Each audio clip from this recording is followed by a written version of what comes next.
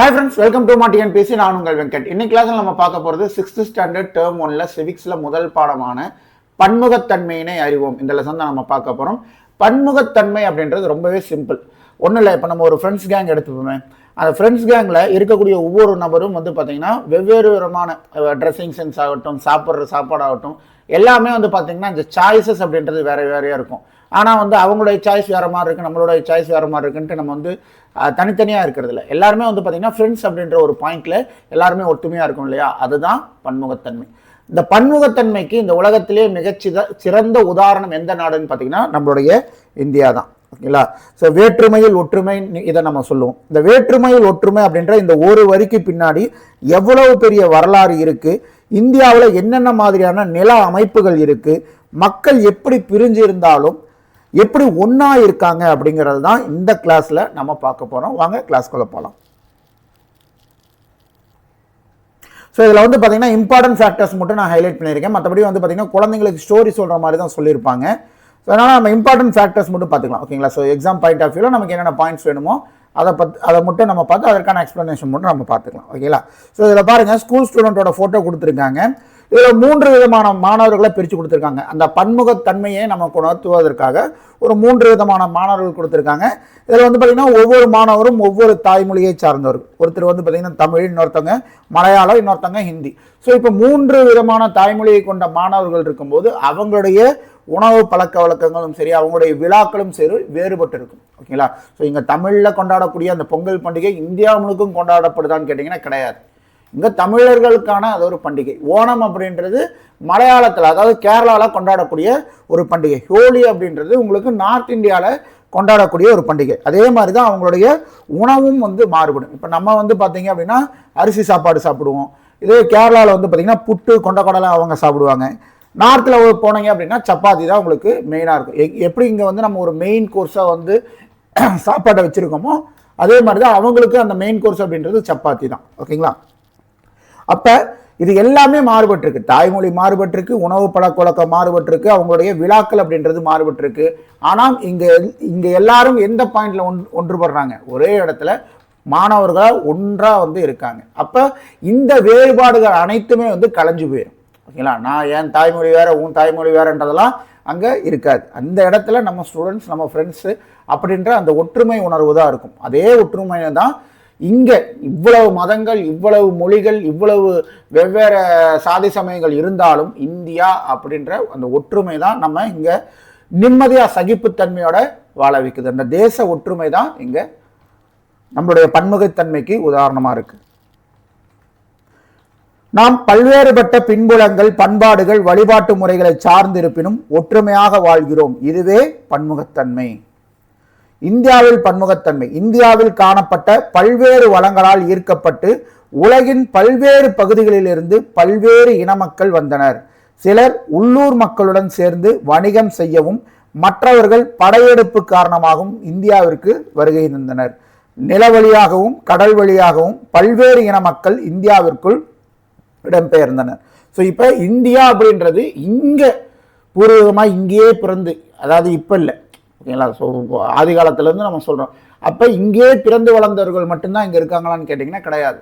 So நிறையா மக்கள் பல்வேறு இடத்துல இருந்து இடம்பெயர்ந்து வந்திருக்காங்க. அது அவங்க தொழிலுக்காக இடம்பெயர்ந்திருக்கலாம், இல்லை படையெடுப்பின் காரணமாக முகலாயர்கள் இதில் வந்து பார்த்திங்கன்னா அவங்க படையெடுப்பின் காரணமாக இங்கே வந்து ஸோ அந்த மக்கள் அப்படியே இங்கேயே பழகி இந்த மாதிரி எல்லாமே வந்து பார்த்திங்கன்னா பலதரப்பட்ட மக்கள் இங்கே இந்தியாவில் இருக்காங்க. ஓகேங்களா? ஸோ இன்னைக்கு எல்லாருமே இந்தியர்கள் அப்படின்ற இந்த ஒற்றை புள்ளியில் தான் இருக்கும்.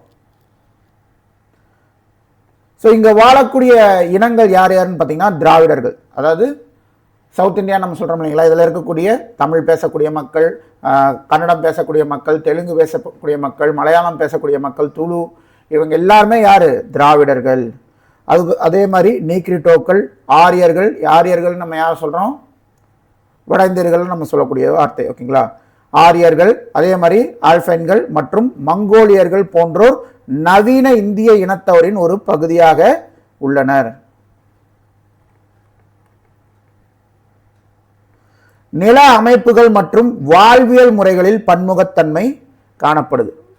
ஏன்னா வந்து பார்த்தீங்கன்னா நம்மளுடைய இந்தியாவில் இருக்கக்கூடிய நில அமைப்பு கிட்டத்தட்ட ஒரு கண்டத்திற்கு இருக்கக்கூடிய நில அமைப்பை ஒரு நாடு வச்சிருக்குதுன்னா அது நம்ம ஒரு நாடு மட்டும்தான், இந்தியா மட்டும்தான். அதனால தான் வந்து இந்தியாவை ஒரு துணை கண்டம்னு சொல்கிறோம். என்னதான் வந்து ஆசிய கண்டத்துக்குள்ள இந்தியா ஒரு நாடாக இருந்தாலும் இந்தியாவிற்கு துணை கண்டம் அப்படின்ற ஒரு சிறப்பு இருக்கு. ஏன் அப்படின்னா ஒரு கண்டத்திற்குன்னு இருக்கக்கூடிய நில அமைப்புகள் முழுவதுமாக இந்தியா அப்படின்ற ஒரு நாட்டுக்கும் இருக்கு. ஸோ அப்ப நில அமைப்புகள் மற்றும் வாழ்வியல் முறைகளில் பன்முகத்தன்மை இங்கு காணப்படுது. சமூக பன்முகத்தன்மையும் இருக்கு. ஓகேங்களா, ஒரே விதமான சமூகம் இங்க கிடையாது. சமய பன்முகத்தன்மை இருக்கு. ஹிந்து இருக்காங்க, முஸ்லீம் இருக்காங்க, கிறிஸ்டின்ஸ் இருக்காங்க, அதே மாதிரி வந்து பார்த்தீங்கன்னா புத்திஸ்ட் இருக்காங்க, இந்த மாதிரி வந்து பார்த்தீங்கன்னா ஜைன மதம் இருக்குது. இந்த மாதிரி நிறைய மதங்கள் வந்து இந்தியாவில் இருக்குது. ஸோ இப்போ இந்துக்கள் அப்படின்னா இந்துக்கள் மட்டுமே ஃப்ரெண்டாக இருக்காங்கன்னு கேட்டிங்கன்னா கிடையாது. இந்துக்களுக்கு முஸ்லீம்ஸ் ஃப்ரெண்டாக இருப்பாங்க, முஸ்லீம்ஸ்க்கு இந்து ஃப்ரெண்டாக இருப்பாங்க, ஸோ முஸ்லீம்ஸுக்கு கிறிஸ்டின் ஃப்ரெண்டாக இருப்பாங்க, இந்துக்கு கிறிஸ்டின் ஃப்ரெண்டாக இருப்பாங்க, கிறிஸ்டின்ஸ்க்கு இந்து முஸ்லீம்ஸ் ஃப்ரெண்ட்ஸாக இருப்பாங்க. ஸோ எல்லாருக்குமே எல்லா மதத்தினரும் நண்பர்களாக இங்கே இருப்பாங்க. மொழிசார் பன்முகத்தன்மை நம்ம சொன்ன மாதிரி தமிழ், மலையாளம், தெலுங்கு, கன்னடம், அதே மாதிரி குஜராத்தி, மராட்டி, பெங்காலி, ஸோ அது மாதிரி பஞ்சாபி அப்படின்ட்டு நம்ம ஓவராலாக ஒரே அடியாக நார்த் இந்தியா நம்ம அடிக்க முடியாது. அங்கேயும் வந்து பார்த்திங்கன்னா இந்த மொழிகள் அப்படின்றது இருக்குது. பண்பாட்டு பன்முகத்தன்மை, இந்த மாதிரி இந்த பன்முகத்தன்மை அப்படின்றது பல்வேறு வகைகளில் இருக்குது. நில அமைப்பில் இருக்குது, வாழ்வியல் முறைகளில் இருக்குது, சமூக பன்முகத்தன்மை இருக்குது, சமயங்களில் பன்முகத்தன்மை இருக்குது, மொழிகளில் பன்முகத்தன்மை இருக்குது, பண்பாடுகளில் வந்து பார்த்தீங்கன்னா பன்முகத்தன்மை அப்படின்றது பல வகையில் இந்தியா பன்முகத்தன்மையோடு இருக்கிறது.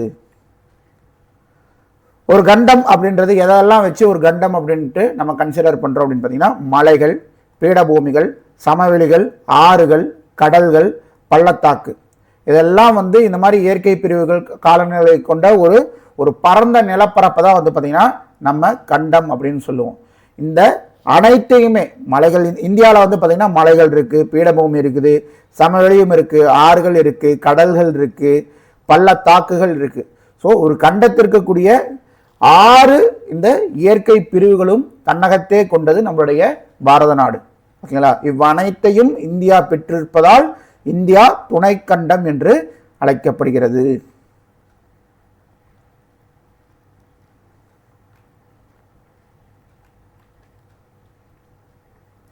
ஒரு பகுதியின் பொருளாதார நடவடிக்கைகளை அதன் நிலவியல் மற்றும் காலநிலை கூறுகள் தான் தீர்மானிக்கின்றன. கரெக்டு தானே? இப்போ பாலைவனத்தில் போய் நம்ம விவசாயம் செய்ய முடியுமா? செய்ய முடியாது. அப்போ பாலைவனத்தில் வந்து பார்த்தீங்கன்னா உங்களுக்கு அந்த இடத்துக்கு சார்ந்த என்ன தொழில் செய்ய முடியுமோ அதை வச்சு எப்படி வந்து பொருள் ஈட்ட முடியுமோ, சம்பாதிக்க முடியுமோ அந்த தொழில்கள் தான் அந்த இடத்துல செய்ய முடியும். இப்போ ஆறுகள் இருக்கக்கூடிய பகுதிகளில் வந்து என்ன செய்வாங்க? விவசாயம் செய்வாங்க. கரெக்டா? ஏன்னா ஆறுகள் விவசாயம் செய்யறதுக்கு தண்ணி வேணும். தண்ணி பாசனத்துக்கு ஆறு பக்கத்தில் நமக்கு இருந்தோம்னா விவசாயம் செய்யறதுக்கு எளிமையாக இருக்கும். அப்போ விவசாயம் அப்படின்றது ஆறுகள் சார்ந்த பகுதியில் இருக்கக்கூடியது. அப்போ அங்கே பொருளாதாரம் எதை சார்ந்து இருக்கும்? விவசாயத்தை சார்ந்து இருக்கு. இந்த மாதிரி வந்து பார்த்தீங்கன்னா ஒவ்வொரு பகுதியுடைய பொருளாதாரம் அப்படின்றது அதனுடைய நிலவியல் அடிப்படையிலும் காலநிலை கூறுகளும் அடிப்படையிலும் தான் வந்து பார்த்தீங்கன்னா அந்த இடத்துடைய பொருளாதாரம் அப்படின்றது இருக்கும்.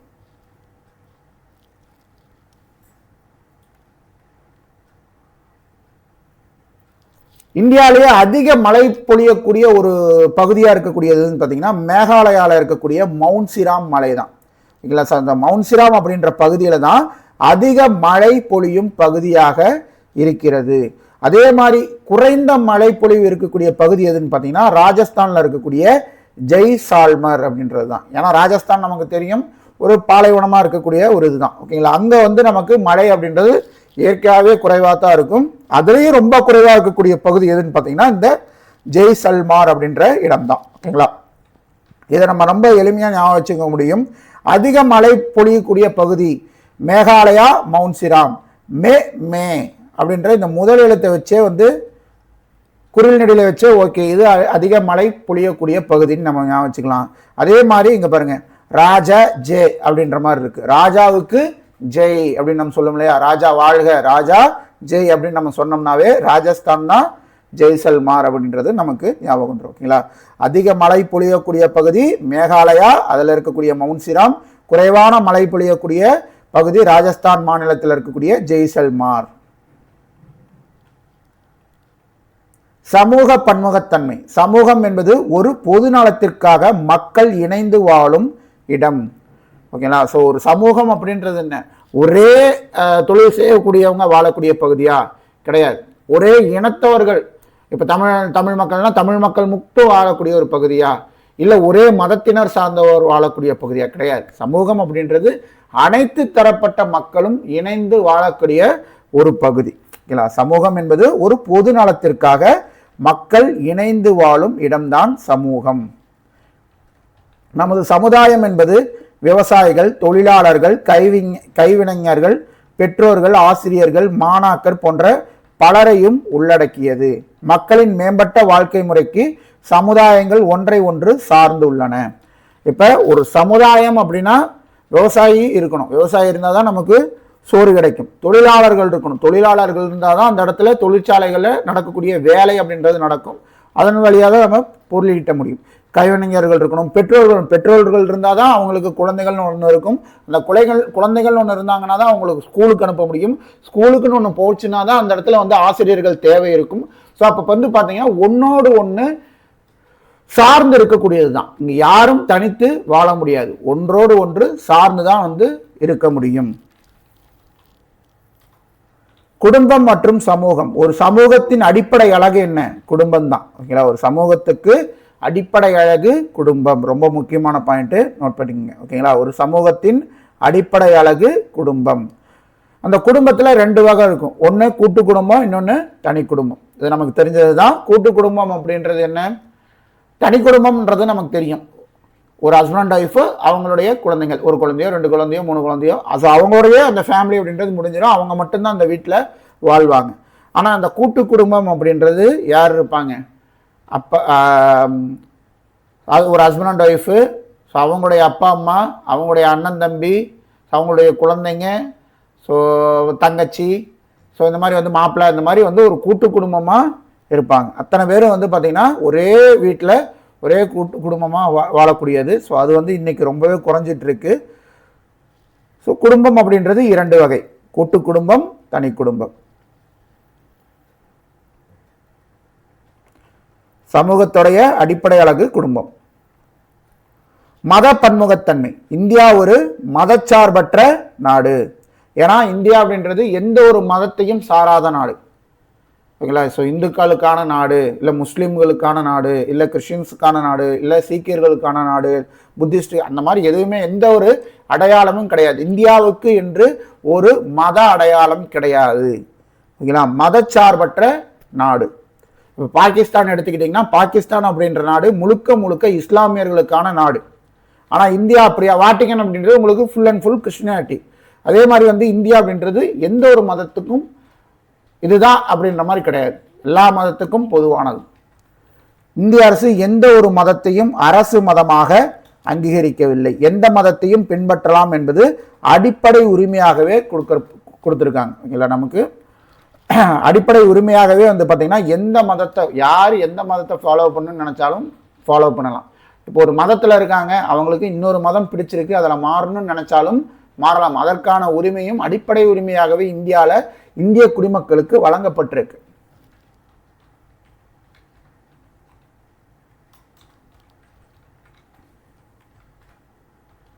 மொழிசார் பன்முகத்தன்மை. இந்தியாவின் 2001ஆம் ஆண்டு மக்கள் தொகை கணக்கெடுப்பின்படி இந்தியா 122 முக்கிய மொழிகளையும் 1599 பிற மொழிகளையும் கொண்டுள்ளது. எப்போ சென்சஸ் பிரகாரம்? 2001 எடுத்த சென்சஸ் பிரகாரம் இந்தியாவில் 122 முக்கிய மொழிகள் இருக்கு. ஓகேங்களா? 1599 பிற மொழிகள் உள்ளடக்கியது இந்தியாவில் இருக்கக்கூடிய மொழிகளுடைய எண்ணிக்கை. இதில் இந்தோ ஆரியன், திராவிடன், ஆஸ்ட்ரோஆஸ்டிக், சீன திபெத்தியன் ஆகிய 4 முக்கிய மொழி குடும்பங்களாக இருக்கிறது. இந்த 122 முக்கிய மொழிகளுக்கும் 1599 பிற மொழிகளையும் உள்ளடக்கிய இந்த இந்திய நாட்டில் முக்கிய மொழி குடும்பங்களாக 4 மொழி குடும்பங்கள் இருக்கு.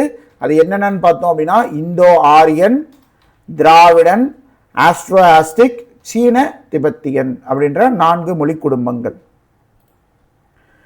இதுல நம் மொழி தமிழ் மொழி, பழமையான திராவிட மொழி. இந்தியாவில் பேசப்படும் முதல் 5 மொழிகள், அதாவது பேசக்கூடிய மக்களுடைய எண்ணிக்கையின் அடிப்படையில் எந்த 5 லாங்குவேஜ் வந்து பார்த்தீங்கன்னா ரேங்க் பண்ணியிருக்காங்கன்னு பார்க்கலாம். இது சென்சஸ் வந்து பார்த்தீங்கன்னா 2011 எடுத்தது. இந்த சென்சஸ் வந்து 2001 எடுத்தது. ஓகேங்களா, எத்தனை மொழிகள் இருக்கு, அந்த மொழிகளுடைய எண்ணிக்கை வந்து பார்த்தீங்கன்னா 2001 எடுக்கப்பட்ட சென்சஸுடைய அடிப்படையில் இந்தியாவில் பேசப்படும் முதல் 5 மொழிகள் இது வந்து பார்த்தீங்கன்னா 2011 எடுக்கப்பட்ட கணக்கெடுப்பு. ஸோ இதில் அதிகமாக பேசக்கூடிய மொழி எதுன்னு பார்த்தீங்கன்னா ஹிந்தி தான். ஓகேங்களா, அதிக மக்களால் பேசக்கூடிய மொழி ஹிந்தி. 43.63% மக்களால் பேசுகிறாங்க. ஓகேங்களா, இந்தியாவில் 140 கோடி ஜனம் இருக்குது அப்படின்னா இந்த 140 கோடியில் கிட்டத்தட்ட 44%, அதாவது பாதிக்கு பாதி, ஒரு 60 கோடி அந்த கணக்குக்கு வந்து பார்த்தீங்கன்னா இந்தி மொழி பேசக்கூடிய மக்கள் தான் பெருவாரியாக இருக்காங்க. அதற்கப்புறம் வந்து பார்த்தீங்கன்னா வங்காள மொழி, பெங்கால் இருக்கு இல்லைங்களா, ஸோ அந்த வங்காள மொழி பேசக்கூடிய மக்கள் 8.3% மக்களும், தெலுங்கு பேசக்கூடிய மக்கள் 6.93% மக்களும், மராத்தி பேசக்கூடிய மக்கள் 7.09%, தமிழ் மொழி பேசக்கூடிய மக்கள் 5.89% இருக்காங்க.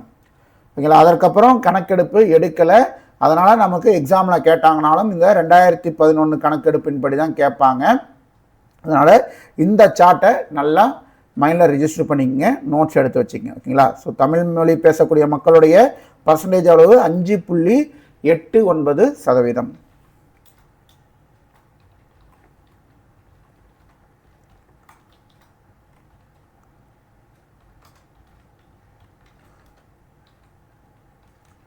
இது போக வந்து பார்த்தீங்கன்னா இங்கிலீஷ் அப்படின்றது ஒரு காமன் லாங்குவேஜாகவே இந்தியாவில் இருக்குது. என்ன காரணம், கிட்டத்தட்ட வந்து இந்தியா பிரிட்டிஷ்கிட்ட வந்து பார்த்தீங்கன்னா 300 ஆண்டுகள் அவங்களுடைய ஆட்சியின் கீழே வந்து இந்தியா இருந்திருக்கு. ஸோ அவங்களுடைய மொழி அப்படின்றது ஆங்கில மொழி. ஸோ அதனால் வந்து பார்த்தீங்கன்னா அந்த டைமில் அது இங்கே பயிற்றுவிக்கப்பட்டிருக்கு. தொழில் காரணமாகவோ இல்லை வேறு ஏதாவது வணிக நிமித்தம் காரணமாகவோ ஆங்கில மொழி அப்படின்றது ஒரு இணைப்பு மொழியாகவே வந்து பார்த்திங்கன்னா இங்கே பயன்பட்டிருக்கு இந்தியாவில். அதனால் வந்து பார்த்திங்கன்னா எல்லா ஸ்டேட்லேயுமே செகண்ட் லாங்குவேஜாக வந்து பார்த்திங்கன்னா ஆங்கில மொழி அப்படின்றது நிச்சயம் இருக்கும். ஓகேங்களா, எல்லாத்துக்கும் அவங்களுடைய தாய்மொழி முதல் மொழியாகவும் இரண்டாவது மொழியாக அந்தந்த ஸ்டேட்டில் ஆங்கிலம் அப்படின்றது இருக்கும். என்னதான் வந்து பார்த்தீங்கன்னா தமிழ் மொழி பேசக்கூடிய மக்களுடைய சதவீதம் 5.89 அப்படின்ட்டு கம்மியாக இருந்தாலும் முதலாக செம்மொழி அந்தஸ்து வாங்கின மொழி எதுன்னு பார்த்தீங்கன்னா நம்முடைய தமிழ் மொழி தான். எப்போ வாங்குச்சுன்னு பார்த்தீங்கன்னா 2004 செம்மொழி அந்தஸ்து தமிழ் மொழி வாங்கியிருக்கும். இந்திய அரசியலமைப்பு சட்டத்தின் 8வது அட்டவணையின்படி 22 மொழிகள் அலுவலக மொழிகளாக அங்கீகரிக்கப்பட்டுள்ளது. நம்முடைய அரசியலமைப்பு சட்டத்திலேயே 8வது, இப்போ 12 அட்டவணை இருக்குது. அதில் 8வது அட்டவணையில் மொழிகளுக்கான அலுவல் மொழிகளுக்கான விஷயங்கள் கொடுத்துருப்பாங்க. ஸோ அப்படி அலுவல் மொழிகளாக அங்கீகரிக்கப்பட்டுள்ள மொழிகளின் எண்ணிக்கை அப்படின்றது 22 மொழிகள். 22 மொழிகள் அப்படின்றது நம்ம ஒரிஜினலாக 1950 இந்திய அரசியலமைப்பு சட்டம் வெளிவரும் போதே வந்து பார்த்திங்கன்னா இந்த 22 மொழிகள் இருந்ததான்னு கேட்டிங்கன்னா கிடையாது. அப்போ வந்து பார்த்திங்கன்னா 14 மொழிகள் தான் அலுவல் மொழிகளாக அங்கீகரிக்கப்பட்டிருந்தது. இப்போ வந்து பார்த்திங்கன்னா 22 மொழிகள் அலுவல் மொழிகளாக அங்கீகரிக்கப்பட்டுள்ளது. இதில் அங்கீகரிக்கப்பட்ட மொழியில் ஒன்று தான் நம்முடைய தமிழ். இந்த தமிழ் மொழி 2004ஆம் ஆண்டு இந்திய அரசால் முதல் செம்மொழியாக, ஓகேங்களா, மற்ற மொழிகளுக்கெல்லாம் இந்த அந்தஸ்து கிடைக்கிறதுக்கு முன்னாடி முதலாக அந்த அந்தஸ்து யாருக்கு கிடைச்சது, நம்மளுடைய தமிழ் மொழிக்கு கிடைச்சது. எப்போ, 2004. ஓகேங்களா, 2004 தமிழ் செம்மொழியாக அறிவிக்கப்பட்டது. அதற்கப்புறம் வந்து பார்த்திங்கன்னா இப்போ வந்து பார்த்திங்கன்னா அதற்கப்புறம் 5 மொழிகள் செம்மொழியாக அறிவிக்கப்பட்டிருக்கு. தமிழோட சேர்ந்து பார்த்தோம்னா இது வரைக்கும் 6 மொழிகள் செம்மொழிகளாக அறிவிக்கப்பட்டுள்ளது. ஸோ நமக்கு ஃபஸ்ட்டு 2004, அதுக்கப்புறம் 2005 வந்து பார்த்திங்கன்னா சமஸ்கிருதம் செம்மொழியாகவும், அதே மாதிரி 2008 வந்து பார்த்திங்கன்னா தெலுங்கும் கன்னடமும் செம்மொழியாக அறிவிக்கப்பட்டிருக்கு. மலையாளம் 2013ஆம் ஆண்டும், ஒரியா 2016ஆம் ஆண்டும் செம்மொழிகளாக அறிவிக்கப்பட்டுள்ளன. இதுல இருந்து நம்ம பார்த்தோம்னா நமக்கு ஒன்று தெரியும், திராவிட மொழிகள் அனைத்துமே வந்து பார்த்திங்கன்னா துளுவை தவிர்த்து மற்ற திராவிட மொழிகள் 4 மொழிகளுமே செம்மொழி அந்தஸ்தை பெற்றிருக்கு. தமிழ் பெற்றிருக்கு, தமிழ் 2004லையும், தெலுங்கும் கன்னடமும் 2008லையும், மலையாளம் 2013லையும் செம்மொழி அந்தஸ்து பெற்றிருக்கு. அப்போ திராவிட மொழிகளில் 4 மொழிகளுக்கு செம்மொழி அந்தஸ்து இந்திய அரசால் வழங்கப்பட்டிருக்கு.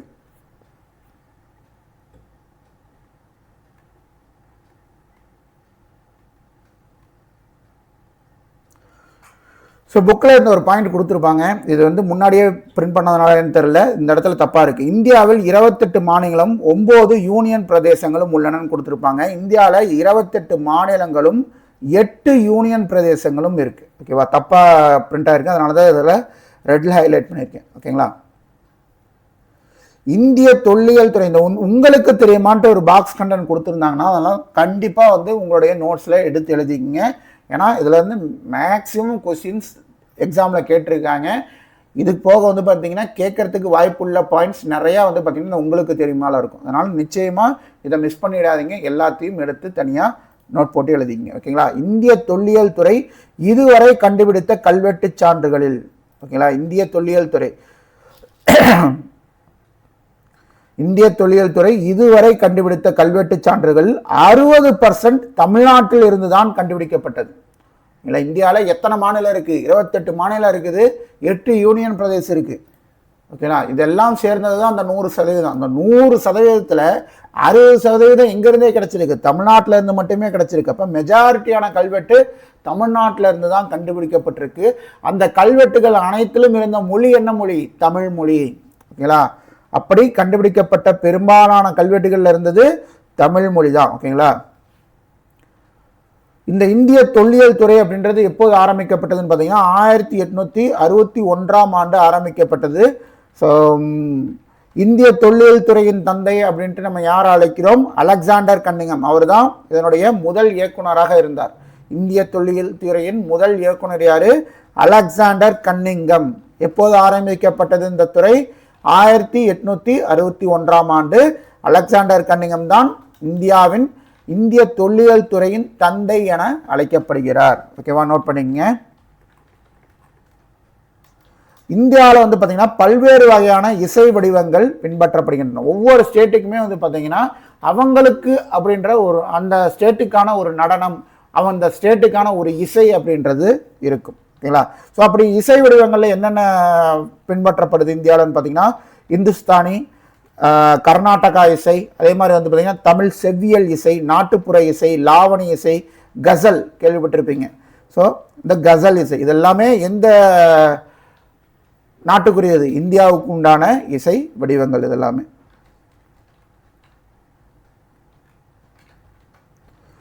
இதெல்லாம் ஒவ்வொரு மாநிலத்திற்கான ஒரு நாட்டிய வடிவங்கள். ஓகேங்களா. ஸோ வட இந்தியாவில் எது ஃபேமஸ்ஸு? வட இந்தியாவுக்கு அடையாளமாக இருக்கக்கூடியது கதக். இந்த விஸ்வரூபம் படத்தில் கமல் அவர்கள் ஆடுவார் இல்லையா, அந்த டான்ஸ் தான் கதக். இப்போ வந்து பக்கமாக ஒரு படம் வந்துச்சு தக் லைஃப், அதில் வந்து ஆக்சுவலாக த்ரிஷா வந்து கதக் ஆடி இருக்க மாட்டாங்க, ஆனால் அது வந்து கதக் அந்த இதில் தான் இருக்கும். ஓகேங்களா. ஸோ அப்போ வட இந்தியாவில் ஆடக்கூடிய நடனம் கதக், அசாமில் ஆடக்கூடிய நடனம் சத்ரியா, மணிப்பூரில் ஆடக்கூடிய நடனம் மணிப்புரி. இதை ரொம்ப நம்ம ஈஸியாக ஐடென்டிஃபை பண்ணிக்கலாம். மணிப்பூர், மணிப்புரி அப்படின்ட்டு ஈஸியாக ஐடென்டிஃபை பண்ணிக்க முடியும். அதே மாதிரி ஒடிசாவில் ஆடக்கூடிய நடனம் அப்படின்றது ஒடிசி. ஒடிசாவில் ஆடக்கூடிய நடனம் ஒடிசி. ஆந்திர பிரதேசத்தில் குச்சிப்புடி ஆடுவாங்க. ஆந்திர பிரதேசத்தில் குச்சிப்புடி. தமிழ்நாட்டில் பாரம்பரியம் என்ன? பரதநாட்டியம். ஓகேங்களா. தமிழ்நாட்டுடைய பாரம்பரிய நடனம் பரதநாட்டியம். கேரளாவில் பாரம்பரிய நடனம் கதகளி. அப்புறம் கர்நாடகாவில் பாரம்பரிய நடனம் யக்ஷகானம். இந்த இதெல்லாம் பார்க்கும்போது உங்களுக்கு இந்த காந்தாரா படத்தில் ஆடக்கூடிய டான்ஸ் மாதிரியே தெரியும், ஆனால் அது வேற இது வேற. ஓகேங்களா. அது வந்து பார்த்தீங்கன்னா அந்த காந்தாரா படத்தில் அவங்க ஆடக்கூடிய நடனம் அப்படின்றது பூதகோலா. இது வந்து பார்த்தீங்கன்னா யக்ஷகானம் அப்படின்றது இப்போ நம்ம ஊரில் வந்து பார்த்தீங்கன்னா எப்படி சொல்லலாம், இப்போ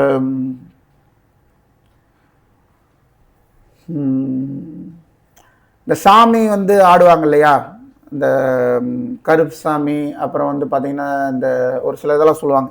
ஸோ அந்த மாதிரி சாமி வந்து ஆடக்கூடிய நடனங்கள் இருக்கும். ஸோ அந்த மாதிரி தான் இந்த யக்ஷகானம் அப்படின்றது.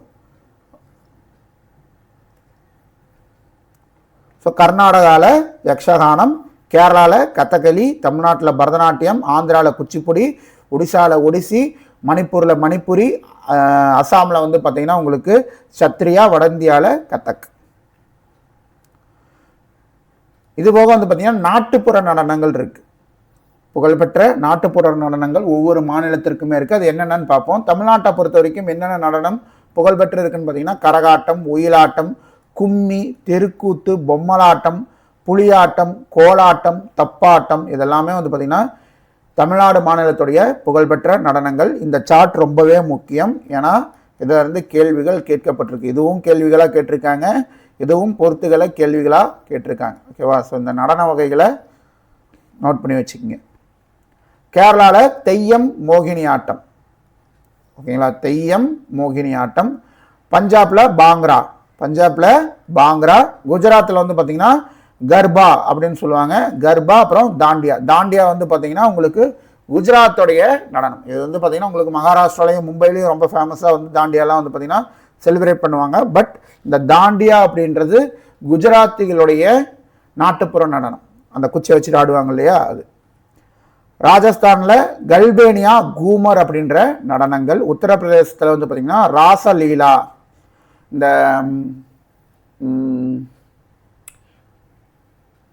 என்ன படம் அது, பத்மா. ஆக்சுவலாக வந்து பார்த்தீங்கன்னா ரன்வீர் சிங்கும் தீபிகா படுகோனும் ஒரு ஹிந்தி படம் நடிச்சிருப்பாங்க. பத்மாவதி, ரைட். பத்மாவத் அப்படின்ட்டு ஒரு படம் நடிச்சிருப்பாங்க. அதில் வந்து பார்த்தீங்கன்னா இந்த ராசலீலா டான்ஸ் வந்து ஆடி இருப்பாங்க. ஓகேங்களா? உத்தரப்பிரதேசத்துடைய புகழ்பெற்ற நடனம் இது ராசலீலா. அதே மாதிரி உத்தரப்பிரதேசத்துல இருந்து பிரிஞ்ச உத்தரகாண்டோடைய புகழ்பெற்ற நடனம் சோலியா. அசாம்ல பிஹு. வேற்றுமையில் ஒற்றுமை. இந்தியா பன்முகத்தன்மை நிறைந்த நாடாக இருப்பினும் நாட்டுப்பற்று என்ற உணர்வால் நாம் அனைவரும் ஒன்றுபட்டுள்ளோம். அதுதான் வேற்றுமையில் ஒற்றுமை.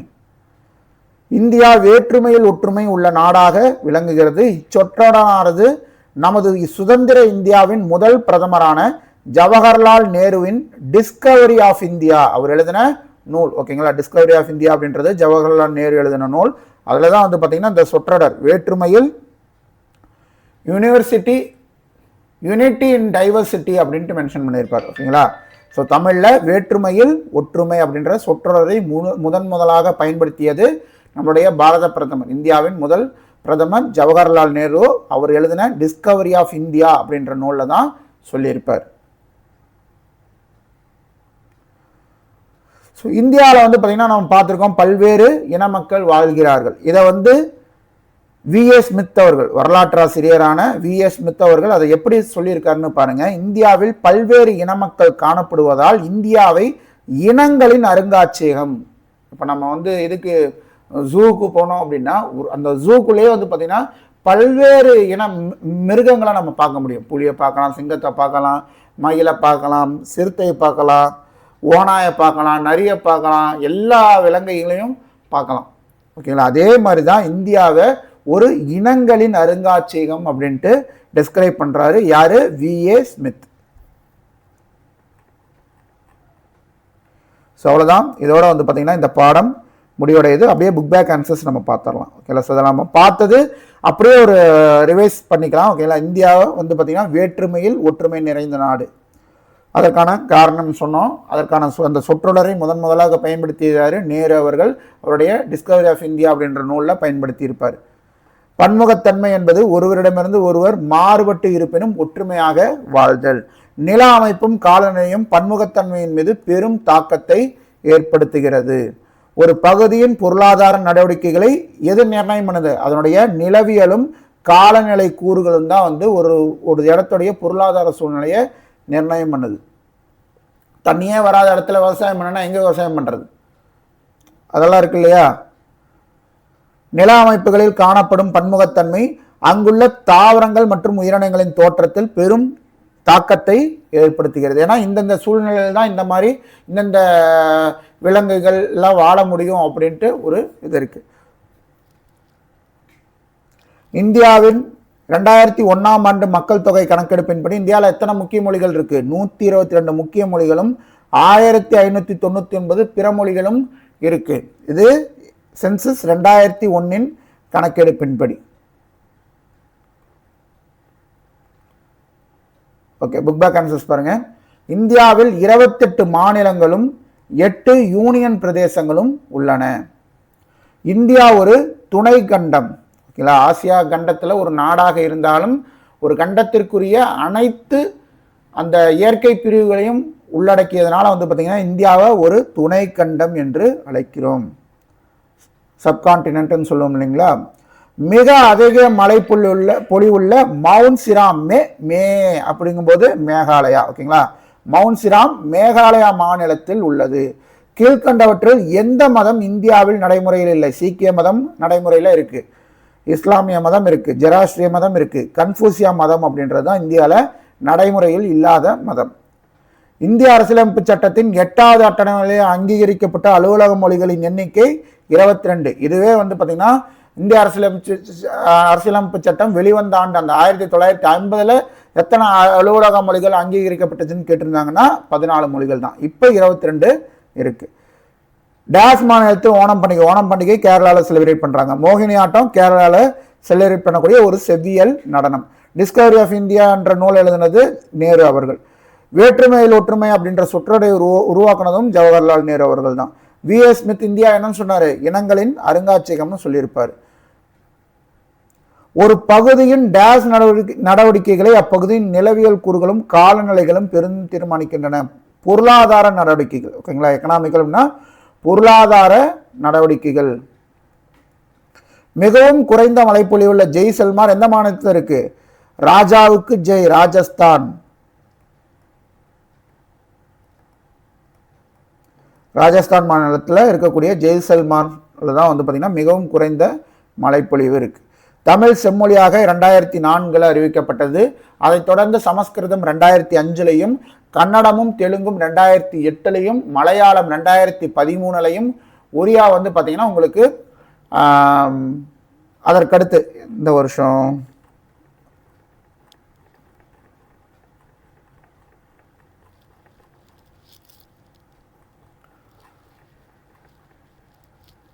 2016 ஒரியா பார்த்தீங்கன்னா 2014 அறிவிக்கப்பட்டது. ஓகே, பிகு திருவிழா எந்த மாநிலத்துடைய செவ்வியல் நடனம்? அசாம். ஓகேங்களா, அசாம் மாநிலத்துடைய செவ்வியல் நடனம். பொறுத்துக, நீக்ரிட்டோக்கள் யாரு? இந்திய இனம். ஓகேங்களா, 5 இனங்கள்ல ஒரு இனம் தான் இந்த நீக்ரிட்டோக்கள். கடற்கரை பகுதியில் என்ன மாதிரி தொழில் நடக்கும்? மீன்பிடி தொழில் நடக்கும். அதுதான் அவங்களுடைய பொருளாதாரமாகவும் இருக்கும். ஜெராஸ்ட்ரியம் அப்படின்றது ஒரு மதம். வேற்றுமையில் ஒற்றுமை இந்தியா. ஸோ அவ்வளோதான். இதோட பார்த்தீங்கன்னா இந்த பாடம் அப்படின்றது முடிவடையுது.